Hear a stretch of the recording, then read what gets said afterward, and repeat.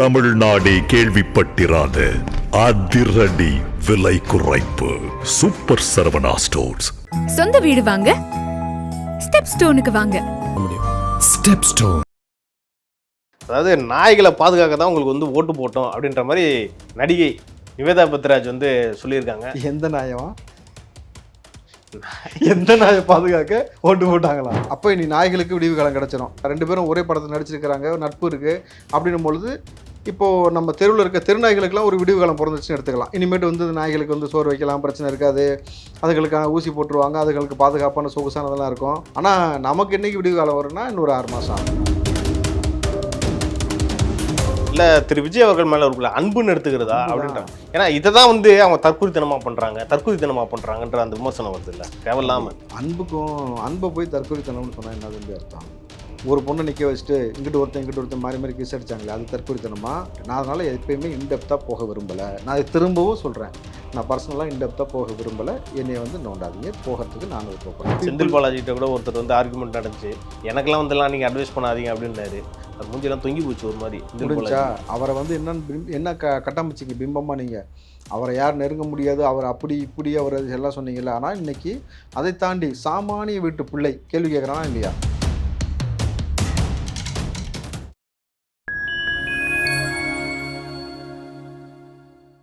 Fine time media நேயர்களுக்கு வணக்கம். இன்று நம்மோடு இணைந்திருப்பவர் திரு ராவுத்தர் இப்ராஹிம் அவர்கள். வருங்கால வருடம் அரசியல் சார்ந்த பல்வேறு கேள்விகளை முன்வைக்கலாம். அண்ணா வணக்கண்ணா. வணக்கம் தேவ். துணை முதல்வரோட பிறந்தநாள் வருது, 27ஆம் தேதி. மேயர் பிரியா அவர்கள் வந்து ஒரு ட்விட்டரில் ஒரு அறிக்கை மாதிரி விட்டுருந்தாங்க. அதில் வந்து பார்த்தீங்கன்னா மனிதநேய உதயநாள் அப்படின்னு சொல்லியிருந்தாங்க. இன்னொரு பக்கம் பார்த்தீங்கன்னா திமுகவினர்லாம் வந்து இளைஞரின் எழுச்சி நாயகன் அப்படின்னு சொல்லிக்கிட்டு இருக்காங்க. உண்மையிலே ஒரு எழுச்சி நாயகன் தானே? கொட்டாய் விடுறீங்க, தூக்கம் வருது, வேறு ஏதாவது பேச. துணை முதல்வரோட பிறந்த நாள்னா என்ன நீங்கள் கொட்டாய் வருதுன்றீங்க? ஜெய் என்ன நம்ம அப்படி துணை முதலமைச்சர் பிறந்தநாள் என்ன செய்யலாம் சொல்லு? பிறந்த நாளுக்கு வாழ்த்து வேணா சொல்லலாம் நமக்கு, ஏன்னா தனிப்பட்ட முறையில் நமக்கு அவருக்கு எந்த பஞ்சாயத்து கிடையாது. உதயநிதி அவர்களுக்கு இனிய பிறந்தநாள் நல்வாழ்த்துக்கள், நீண்ட ஆயுளோட நல்லபடியாக சந்தோஷமாக வாழுங்க. உடன்பிறப்புகளின் உயிரே எங்கள் உதிரமும் அப்படின்னு சொல்லியிருக்காங்க பிரியா அவர்கள். யார் இந்த கொசு வழங்கும் திட்டம் கொடுத்தாங்களா அந்த அக்காவா? மேயர். இப்போ தான் சொன்னேன், ஏற்கனவே எனக்கு தூக்கம் வருது, புரியுதா? நீ வேற ஏதாவது நல்ல டாபிக் பேசணும்னா கொஞ்சம் பிரிஸ்கா பேச. சரி, நம்ம அடுத்த டாபிக் போலாமா? அதாவது நாய்களை பாதுகாக்க தான் உங்களுக்கு வந்து ஓட்டு போட்டோம் அப்படின்ற மாதிரி நடிகை நிவேதா பத்ராஜ் வந்து சொல்லியிருக்காங்க. எந்த நாயவா எந்த நாயை பாதுகாக்க ஓட்டு போட்டாங்களா? பொதுவாக நாய்ங்க, பொதுவான நாய்களா? பொதுவாக ரோட்ல இருக்க நாய்கள், வீட்டில் வளர்க்கக்கூடிய நாய்கள் எல்லாத்துக்கும் பொதுவாக அதுங்களுக்கெல்லாம் ஓட்டு உரிமை இருக்கான்னு வந்து கால்நடை நாயை பாதுகாக்க இந்த ஓட்டு போட்டாங்களா? அந்த அக்கா கால்நடைகள்னு கால்நடைகளை பாதுகாக்க தான் ஓட்டு போட்டோம். அப்போ இனி நாய்களுக்கு விடிவு காலம் கிடைச்சிடும், கிடைக்க வாய்ப்பு இருக்கும்னு நினைக்கிறேன். சொன்னாங்கன்னா நடக்கும். எப்படி சொல்றீங்க? சினிமா துறை அவ்வளோ இன்ஃப்ளூயன்ஸ் ஆனால அவங்க சினிமா துறையிலிருந்து துணை முதலமைச்சருக்கு வந்து உங்களுக்கு இப்போ ரொம்ப புரியுற மாதிரி சொன்னா, சமீப காலமா உதயநிதி அவர்கள் நாயை கட்டிப்பிடிச்சி போட்டோ வந்துகிட்டே இருந்துச்சு. Rowdy time. போன வருஷம் அந்த மாதிரி வந்துச்சா? இல்லையே. அதுக்கு முந்தின வருஷம் இல்லை. சரி, அவர் பிறந்தது இத்தனை வருஷம் ஏதாவது வந்துச்சா? இல்லை. ஏன் இப்போ மட்டும் ஒரு ரவுடி டைம் வந்துகிட்டே இருந்துச்சு? ஏன்னா நாய் கூட கொஞ்சம் விளையாடுறாரு, ஏதோ போட்டோ போடுறாரு. அப்போ அவருக்கு நாயை பிடிச்சிருக்கு, அவர் தனிப்பட்ட வாழ்க்கை அது. அதுதான்ப்பா. அப்போ பெட்டை வந்து என்ன சொல்றது, பெட் அனிமல்ஸை அவர் விரும்புகிறாருன்னும் பொழுது இவங்களும் விரும்புகிறாங்க பெட் அனிமல்ஸை. ஓகே. அப்படின்னும் பொழுது அப்போ இவங்க சொல்கிறத அவர் செவி சாய்ப்பாரா, சாய்க்க மாட்டாரா? ரெண்டு பேரும் ஒரே படத்தில் நடிச்சிருக்கிறாங்க, நட்பு இருக்குது அப்படின்னும் பொழுது இப்போது நம்ம தெருவில் இருக்க தெருநாய்களுக்கெல்லாம் ஒரு விடிவு காலம் பிறந்துச்சுன்னு எடுத்துக்கலாம். இனிமேட்டு வந்து நாய்களுக்கு வந்து சோறு வைக்கலாம், பிரச்சனை இருக்காது, அதுகளுக்கான ஊசி போட்டுருவாங்க, அதுகளுக்கு பாதுகாப்பான சொகுசானதெல்லாம் இருக்கும். அதனால தான் ஒரு வேளை உதயநிதி கலந்துக்கிட்ட அந்த கார் ரேஸில் 4 நாய் வந்துச்சோ? அப்படியா? 4 நாய் வந்து பங்கேற்றுச்சேப்பா, ரோட்டில் நின்றுக்கிட்டு இருந்துச்சேப்பா. பரவாயில்ல, பெட்டில் ஒரு நாள் வந்திருக்கும் போல் இருக்கு. இருக்கலாம்ல, வாய்ப்பு இருக்குது, சொல்கிற மாதிரி வாய்ப்பு இருக்குது. ஆனால் நமக்கு என்னைக்கு விடிவு காலம் வரும்னா இன்னொரு 6 மாதம் ஆகும். 6 மாதத்தில் மறுபடியும் திமுக ஆட்சி வருது, அப்போ விடிவு காலம் வரும். டேய், விடிவு காலம் வரும்னா எப்படிரா திமுக ஆட்சி வரும் தம்பி? முரசொலி படிச்சா காலில் அறிவேலை பக்கத்துல இருந்து ஏதாவது போயிட்டு வந்து அந்த பக்கம் என்ன செஞ்ச சொல்லு? அறிவு திருவாரூர் நடத்தினப்போ எங்கேயாவது போய் கலந்துக்கிட்டியா? இல்லை இல்லை. அப்புறம் ஏன் தெரியும் இப்படி ஆகிட்டு? நல்லா தானே இருந்த? இல்லை, நிறைய பேர் சொல்கிறாங்களே திமுக ஆட்சி நல்லா இருக்கு அப்படின்றாங்க. இப்போ எனக்கு 4 பேர் பேராக சொல்கிறேன். யார் சொன்னா சொல்லு? 4 பேர் சொன்னாங்கண்ணா.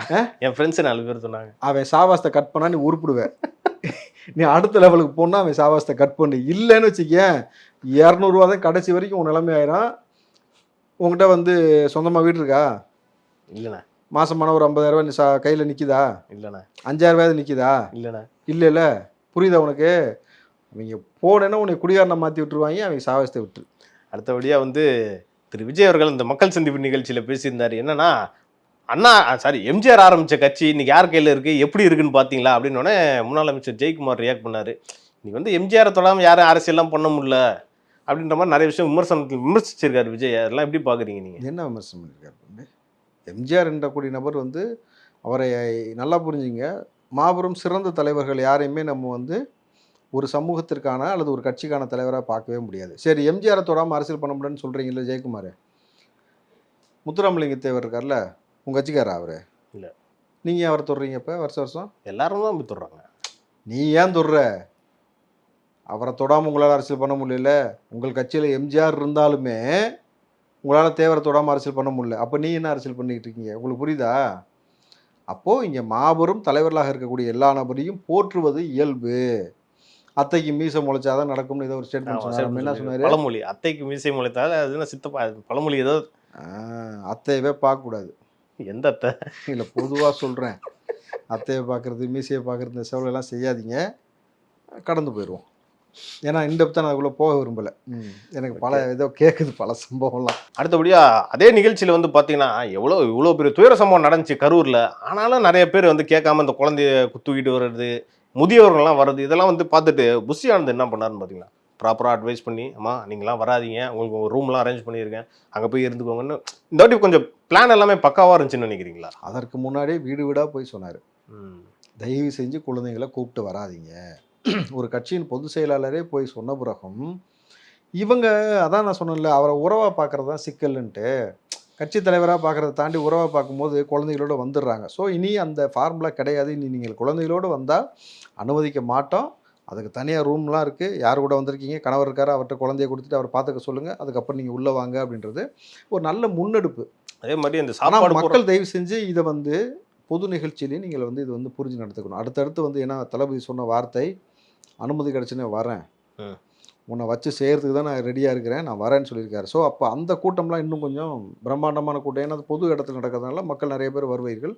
அதுலேயும் தயவு செஞ்சு குழந்தைகளை கூப்பிட்டு வராதிங்க. ஏன்னா நம்மளுடைய நோக்கம் சிந்திச்சிடக்கூடாது. நம்ம நோக்கம் வந்து திமுகவை இங்கே இருக்கக்கூடிய இந்த கொடுங்கோல் ஆட்சியை அப்புறப்படுத்துறதுன்றதுக்காக தான் அவர் வராரு. ஸோ அதில் வந்து நம்ம வந்து ஒரு பின்னடைவு ஏற்படுவதற்கு நீங்கள் ஒரு காரணமாக இருக்கக்கூடாது. ஏன்னா அதை வச்சு தானே இங்கே வந்து குளிர் காஞ்சாங்க அப்படின்னும் பொழுது தயவு செஞ்சு அதை செய்யாதீர்கள். ஏன்னா நம்ம மக்களை மீட்டணும், மண்ணை மீட்டணும், திமுக வந்து இங்கே அகற்றணும், மக்களை காப்பாற்ற வேண்டிய வேலையை செய்யணும், அடுத்த தலைமுறை பிள்ளைகள் வாழ்வதற்கான வேலையை செய்யணும், தொழில் வளத்தை மேம்படுத்தணும், தற்சார்பு முறையை மேம்படுத்தணும், இங்கே இருக்கக்கூடிய சட்ட ஒழுங்கை சரி செய்யணும், பொறுக்கி ரவுடி வேலையிலையும் அரெஸ்ட் பண்ண வேண்டியிருக்கு.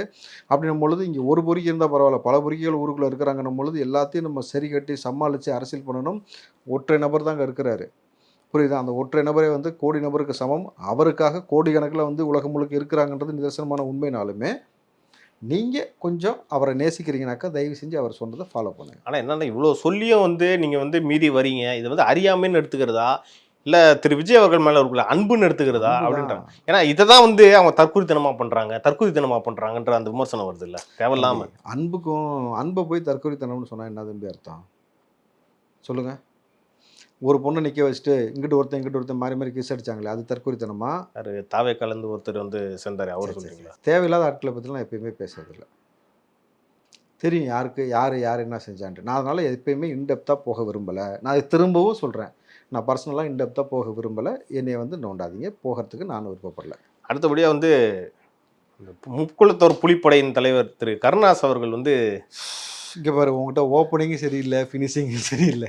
ஆரம்பிக்கும் போது அவர் உதயநிதி உதயநாளுங்கிற, இப்போ லொடுக்கு பாண்டியை பற்றி கேட்குற. என்ன நடிகர்னு அவர் ஒரு கட்சியோட தலைவர், வேறு எப்படி கேட்குறது? இப்போ நான் மரியாதையே கேட்கணும்ல. தம்பி, பல்லு விளக்கிறதுக்கு முன்னாடி அந்த கேப்பில் கொலை செய்வோன்னு சொல்கிறவர் தலைவரா? சாராயத்துக்கு ஒரு நாளைக்கு வந்து 1 லட்ச ரூபா செலவு பண்ணுவோன்னு சொல்கிறவர் தலைவரா? வேறு எப்படின்னா சொல்கிறார், அவர் வந்து சொல்கிறாரு டிக்ஷனரி, அதாவது கெட்ட வார்த்தைக்கே டிக்ஷனரி போட்டவங்கடா நாங்கள் அப்படின்ற மாதிரி ஒரு இடத்துல சொல்லிருக்காரு. அது மட்டும் இல்லாமல் இப்போ தலைவர்னு இவரை பற்றி என்ன பேச போகிற சொல்லு? இல்லைண்ணா, தலைவர்னா ஈஸியாக போய் அப்ரோச் பண்ணணும், பார்க்கக்கூடிய இடத்துல இருக்கணும். இவர் வந்து கெட்ட வார்த்தை வந்து கற்றுக்கிறதுக்கடா? நல்லா கேட்பேன் பாரு, வேணாம். இல்லைண்ணா, அவர் சொல்கிறத சொல்லிடுறேன். அதாவது தலைவர்னா ஒரு அப்ரோச் பண்ணணும், இவர் வந்து பார்க்குறதுனால சார்ட்டர் ஃப்ளைட்டை பிடிச்சி போகணும், இல்லை ரெசார்ட்டில் தான் போய் பார்க்க வேண்டியதாக இருக்குது, இவரெல்லாம் ஒரு தலைவரா அப்படின்ட்டுலாம் கேட்குறாரு. வேற இல்லை, இதுக்கு உங்களோட பதில் என்னன்னு நான் கேட்குறேன். தம்பி, தேவையில்லாமல் சில பேர் பேசுகிறேன், நான் ரியாக்ட் பண்ண விரும்பல தம்பி. அப்படி ரியாக்ட் பண்ணி நம்ம தரத்தை நம்ம குறைச்சிக்க விரும்பலை. நீ யார், நீ என்னென்ன வேலை பார்த்த, எங்கெங்கே என்னென்ன செஞ்சுக்கிட்டு இருந்த, உன்னோட ஹிஸ்ட்ரி எல்லாமே தெரியும். அவர் தலைவரே முதல்ல இல்லைன்னு நான் சொல்லிட்டேன்.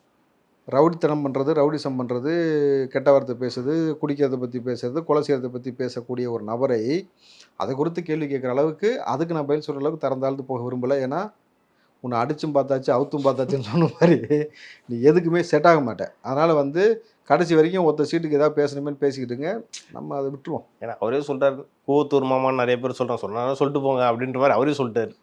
ஓ, இதில் விளம்பரம் வேறையா? என்னை அப்ரோச் பண்ணுங்கன்னு சொல்லாமல் சொல்கிற மாதிரி ஏதாவது இருக்குது? இது என்னமோ அப்படிலாம் சொல்லல. நான் அப்படி கமெண்ட் பார்த்தேன். விஜய் அவர்களுடைய எலெக்ஷன் மேனிஃபெஸ்டோ அது எது போல தயாராகி கொண்டிருக்கிறது. இப்போ விஜய் அவர்கள் சொல்வது சாத்தியமா சாத்தியம் இல்லையா அப்படின்றதான் இப்போ எல்லாரும் பேசிகிட்டு இருக்கிறாங்க. அதுதான் விவாதமடியாக போயிட்டுருக்கு நேற்றுலேருந்து.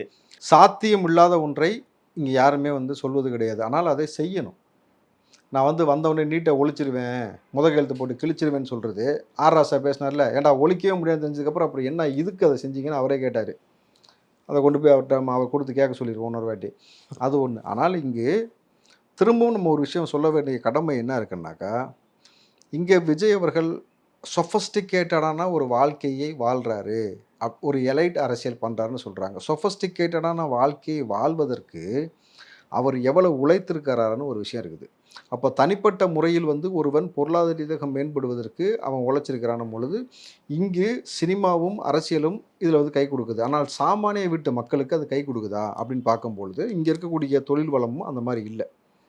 இங்கே நம்மளுடைய நிலவளம் என்பது பெருசு, மக்கள் தொகை பெருசு, இங்கே இருக்கக்கூடிய அறிவின் ஆற்றல் பெருசு, அவன் கல்வி அறிவு பெருசு, அவன் உழைப்பு பெருசு, எல்லாத்தையும் காத்து கொடுக்கக்கூடிய மக்களை இங்கே காவு கொடுத்து அவனை முடமாக்கி, அறிவு முடமாக்கி அவனை அடுத்த ஸ்டேஜுக்கு கொண்டு போகாமல் வச்சுருக்கிறது தான் இந்த திராவிட மாடல் ஆட்சியுடைய ஒரு இத்தனை ஆண்டு காலமாக மாறி மாறி எப்படி செஞ்சு வச்சுருக்காங்கன்னு ஒரு விஷயம் புரியுது. அப்போ இந்த சிஸ்டமை மாற்றாமல் இந்த விஷயத்தை சரி செய்ய முடியாதுன்னும் பொழுது அப்போது அடிப்படையாக நம்ம செய்ய வேண்டிய விஷயம் என்ன?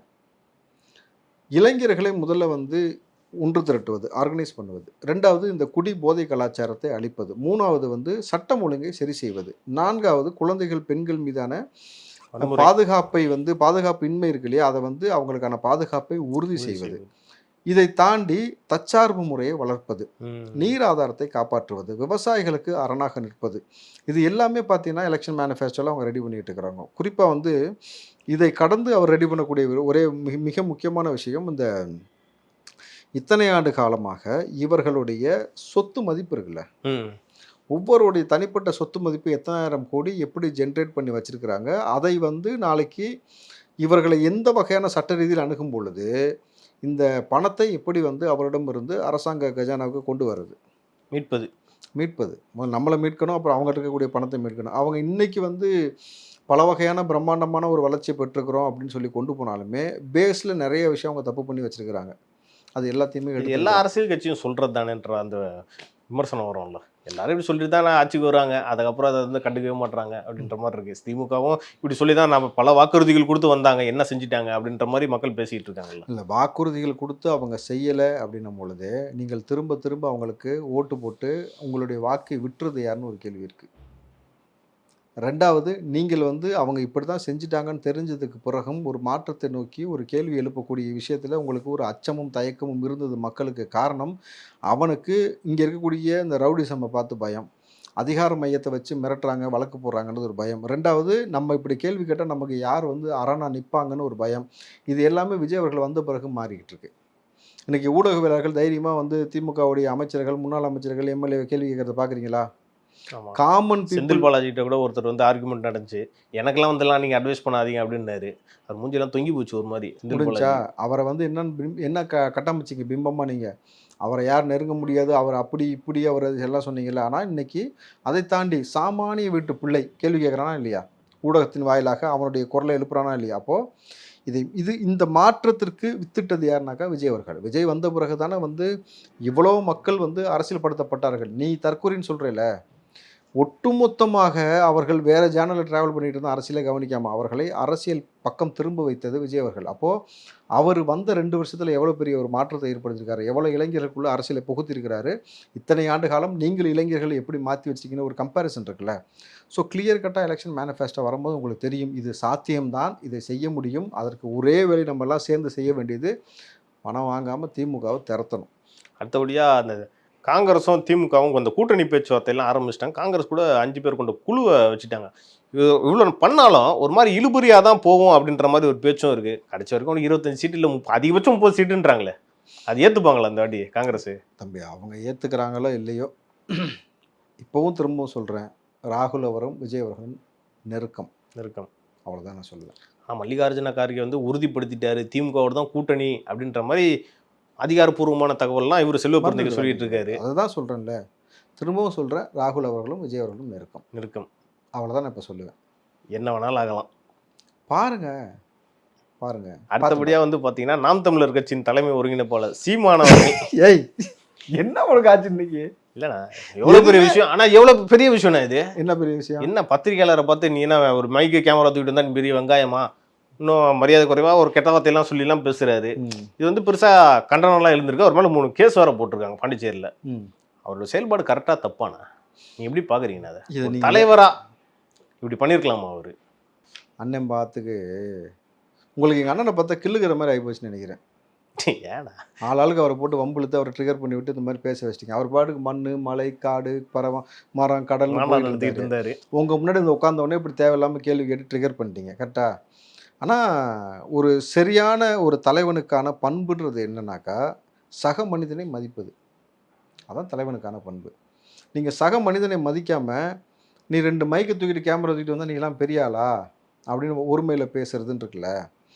இவர் தன்னை மிகப்பெரிய தலைமைனோ தலைவர்னோ ஆளுமைனோ சொல்லிட்டு இருக்கார்ல, எங்கெல்லாம் லேக் ஆகுதுன்னு உங்களுக்கு புரியுதுல்ல. நான் அதுக்கு மேலே பேச விரும்பல அண்ணனை பற்றி. இல்லைண்ணா, இவரை பின்தொடர இளைஞர்கள்லாம் நாளைக்கு யார் பின்தொடர்ந்தா? இப்போ விஜய் சரி இந்த சீமானவர்களா? அதான் அவரை யார் பின்தொடர்றா சொல்லுப்பா. பிரபாகரன் அவரோட வழியை பின்தொடர்றாரு. தமிழ் தேசியத்தை அவரை யாருப்பா பின்தொடர்றா? இளைஞர்கள்ண்ணா, நிறைய இளைஞர்கள், தமிழ் தேசிய அந்த கொள்கையை பிடிப்பு கொண்ட இளைஞர்கள் திரு சீமான் அவர்களை வந்து ஃபாலோ பண்ணுறாங்க. இப்போ அவங்க என்ன சொல்லுவாங்க? அண்ணன் பேசுனது சரின்னுவாங்க. அதானா? இல்லை, நான் அந்த ஆர்கியூமெண்ட்டே எனக்கு ரொம்ப ஒரு மாதிரி சின்ன பிள்ளைத்தனமாக இருக்குது. அண்ணன் செஞ்சது சரியில்லைன்றது ஒரு ஊடக வேளாளர் உங்களுக்கு தெரியுமா தெரியாதா? ரொம்ப பெரிய தப்பு தான். அப்போ நீங்கள் அவரை புறக்கணிச்சுட்டு போகலாம்ல, ஏன் புறக்கணிக்க மாட்டீங்க? ஊடக ஊடக அரண் இல்லாமல் இப்படி தொடர்ச்சியாக பேசக்கூடிய 2 நபர் வந்து நீங்கள் புறக்கணிக்க மாட்டீங்க. அண்ணாமலை, ஒன்று இவர், 3வது RS பாரதி. நம்ம நடப்பு அரசியல் மற்றும் சமூக நிகழ்வு குறித்து நம்ம இன்னைக்கு பேசணும். இது குறித்து அடுத்தடுத்த நிகழ்ச்சிகள் இன்னும் நம்ம டீட்டெயிலாக பேசலாம். நன்றிண்ணா. நன்றி தம்பி.